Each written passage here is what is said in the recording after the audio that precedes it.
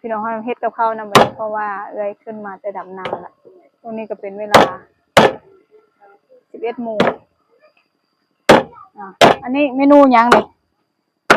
เมนูมักฟักเนาะแกงมักฟักใส่ซี่โครงหมูใส่กระดูกหมู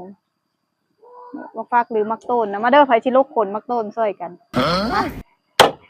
มักต้นบ้านไหนมีขนเมนูแกงมักต้นใส่กระดูกหมูแจงคือบ่แจ้งค่ะพี่น้องลงมือเฮ็ดกับข้าวเหมือนคุณไม่ชอบพี่น้องบ่ได้น้อยอย่าเข้าบอกว่าหากันจะอนาถาเดี๋ยวมันอึดคักเนาะนี่อย่างอันมีดอันเขากำลังเอามาให้แต่ในบ้านนะมันใช้ฟ้าไปก่อนนะพี่น้องเนาะอันก็สิโป้งหอมแดงแล้วก็ตำมะเขือใส่มันก็จะเอาไปคั่วก่อนนะพี่น้องเนาะนี่มาแล้วเดี๋ยวก็ต้องเอาไปล้างก่อนเนาะหอมแดงมันมากขึ้นลามันจะเป็นมาก10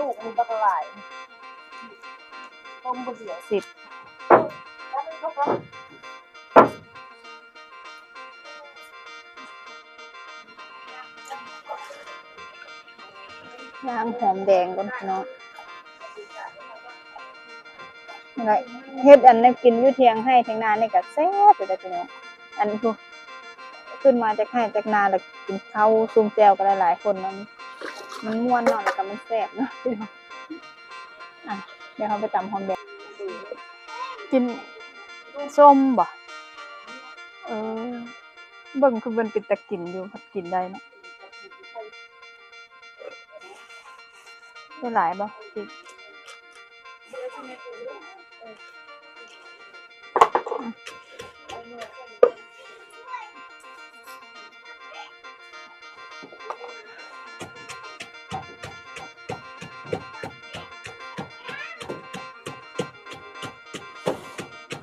บรรยากาศแนมลงไปแล้วเขียวพุ่มดีครับโอ้ยบางเพชรรัศมีหยาบแท้เดี๋ยวนี้หนังเหนียวค่ะบางเพชรตามกระบุ้มแหลกจะเกลือเนี่ยหยาบบุรีตากล้องเลยพี่น้องได้ถ่ายเอง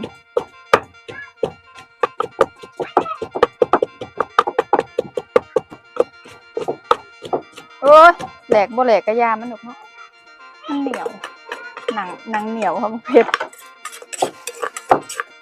ทางประมาณไส้หม้อนะพี่น้องปรุงใส่ปลาแดกขวดนำใส่ปลาแดกดิบนะปลาแดกดิบเนี่ยไปตัดตำหุ่งแซ่บพี่น้องหอมๆซะพอนี่ผงมันฟุ้งฟิ้งเชื่อหลายแซ่บหลายกินหมูเราจะเอาไปคั่วก่อนนะพี่น้องเนาะปรุงกันนี่เราเอาไปคั่วก่อนโอ้ยมืดหน่อยเด้อย้อนแสง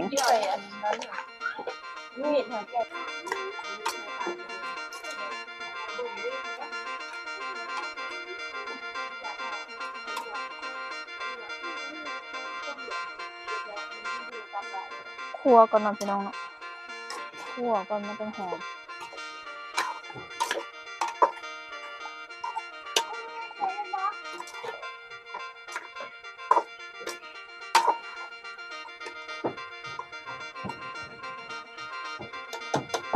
โอ้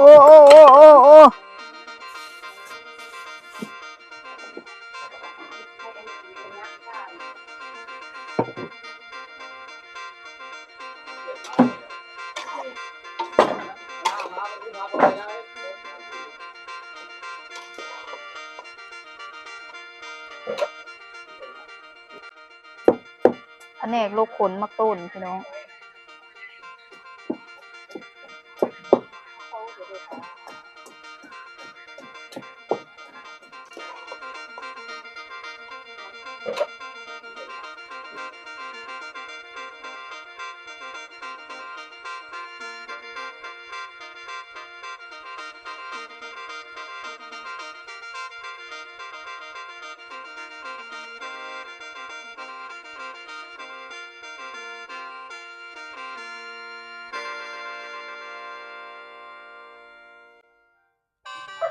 น้ำพี่น้องใส่อันน้ำแกงน้ำมันใส่เพื่อต้มกระดูกหมูด้วย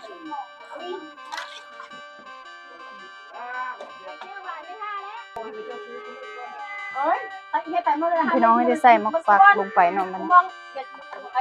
เสียงดังเนี่ย หลายคน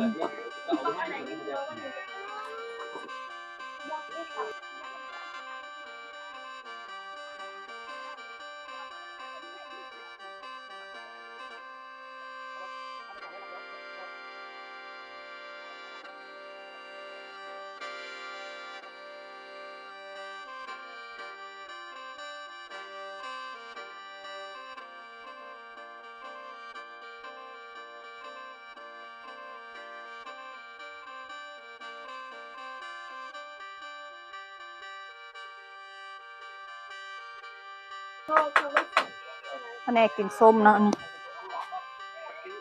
กินส้มก่อนกินข้าวส้มมักตองเดี๋ยวพี่น้องใช่มักตองมาเบิ้งแน่คุณน่ะ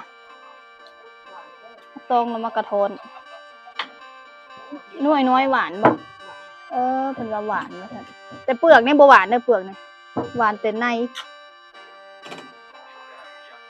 ทุกคนเกิดกันเลยก็เลยเขาร้องหมดคนเลย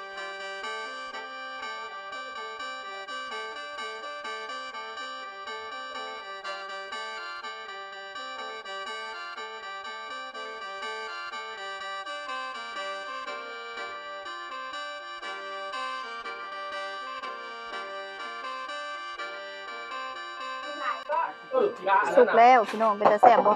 มาฟักใส่กระดูกหมูหอมขนาดเลยมาเด้อพี่น้องกินน้ำกันทุกผู้ทุกคนมึงตาพูดร้องหามึงเอาเข้าเตี้ยอะไรบ้างเดี๋ยวมันร้องดังนั่นแหละจ้าแผนกตำหุ่งนี่กับลำโพงดังพี่น้องเลยไม่ต้องใส่ไมค์อยู่นี่ต้องใส่ไมค์เลยดังคักลำโพงนี่ไม่อย่างมาพี่น้องมาได้กินข้าวน้ำกันทุกคนวงข้าวหลายขนาดคนมาได้พี่น้องกินน้ำกัน